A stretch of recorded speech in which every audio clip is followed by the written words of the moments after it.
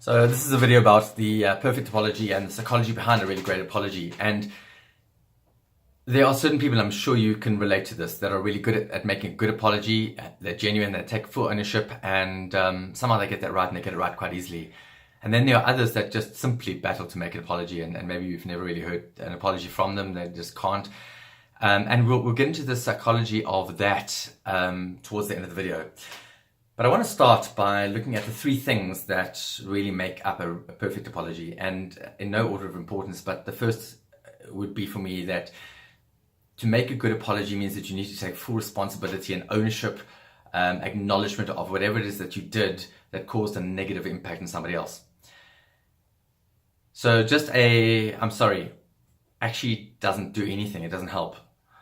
I'm sure that, like me, you've been in a situation before where you've been hurt or something's happened, a negative impact, and for you to be able to heal and move on, it's quite important that you get an acknowledgement from the other person, that they actually take ownership for what they did to you, and that's part of the healing process. And when we aren't able to make an apology, a really meaningful one, we deny that other person that healing, and that isn't so cool. So the first part of that apology is to say, I actually take ownership for this thing, what it is. I acknowledge that this is what I did. An apology, and you probably hear this a lot, is I'm sorry for what I did, but I did that because of what you did. In other words, I'm actually blaming you for what I did, which isn't really an apology at all. It's purely just blame apportionment. And what that does is the person doing that is actually saying to you, I'm not evolved enough as an adult. I don't have enough emotional intelligence to understand that I had a choice, that when you hurt me, whatever you did, I had a choice as to how I responded, and I always have a choice. And unfortunately, the choice I made was a negative one, which impacted you negatively, and I hurt you back. But I had a choice. So I need to take responsibility for that. And the two issues are separate. What you did is its issue on its own, and what I did in return is the issue on its own. And we're dealing with this. That's different. And hopefully, that apology has been forthcoming as well. But what's quite important is to say, I take ownership for this. Doesn't matter what you did. I take ownership of the fact that this is what I did that hurt you, and I know how it hurt, and I take responsibility for that. So I think that's the second part for me, is an acknowledgement of how whatever you did hurt the other person. So we all need to be heard, and being heard is hear somebody saying, I know what I did and I know how it impacted on you, and I take ownership for that. And so I'm sorry.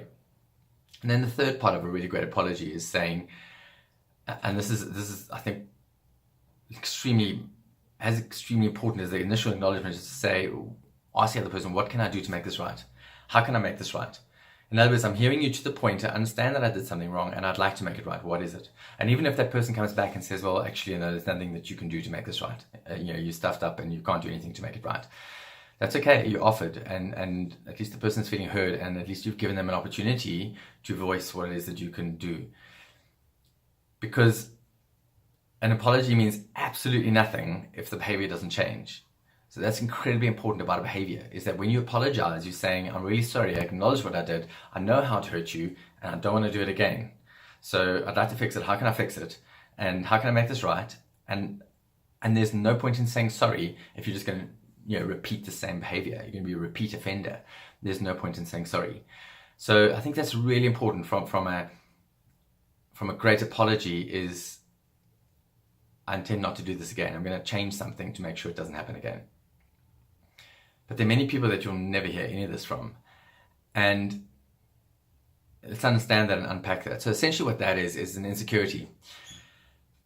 I think there are a lot of people out there, there are a lot of people out there who are intrinsically insecure. They're transacting on an ego, and the ego says, I can't make an apology because somehow it's going to be a chink or a crack in my armor. You're going to see through me. You're going to see behind the facade, and you're going to understand that actually I'm not perfect. It's just a step too far to be able to admit that I am wrong or I've done something wrong. When actually it's a big bravado. And there are two types of ego here, both stemming from an insecurity. The one is that big, I don't have to say sorry, and I'm so wonderful and great and self-grandiose kind of, this is who I am.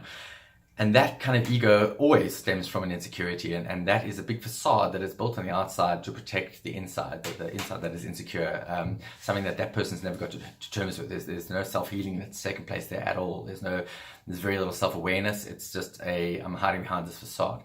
And so if I apologize, it's going to, you're going to see something that I can't allow you to see. I can't afford for you to think of me in that way. And the funny thing is that this big, brave bravado is anything but, because to be able to make a true apology, to take complete ownership of your stuff, it takes bravery, it takes vulnerability, and it takes a huge amount of strength. And it reveals character, true character. People who can apologize and take full ownership of things that they did and reactions that they had to other people or whatever it is, that reveals character. It takes a big person to say sorry, and it takes a small person who can't. And the other type, also the ego, and also from an insecure background, is the person who has constructed this entire facade based on I'm hiding behind this thing, and I'm going to play the victim role. And that's the person who, well, I did that because of you, and I can't take responsibility. I'll say sorry as well, but I said sorry. But I'm a victim. I don't have control of myself. I'm blaming everything in the world around me. And that's purely because I'm hiding behind this thing. It's this carefully constructed facade again. And I cannot allow you, because I'm feeling so insecure, I cannot actually allow you to see that part of me because it's vulnerable. It's not what I'm putting out there, and I can't take ownership. It's just a step too far for me. I actually just can't take ownership, because what it says to me inside, I feel like I'm losing this thing that I've so carefully constructed if I somehow give away a bit of this of myself. It costs me too much to say sorry in a meaningful way. So you're hardly ever going to hear a sorry from that person. And normally they come across as quite hard. The minute you push, is very hard. I'm going to push back at you, and this is why I'm not going to say sorry. And eventually it's going to come out that you're the reason I can't say sorry, and I'm a victim. And my advice is, once you can recognize something like that, stay away, because you're only going to get hurt more. That person's going to hurt you, not take any ownership or responsibility for what they've done, which is going to hurt you more.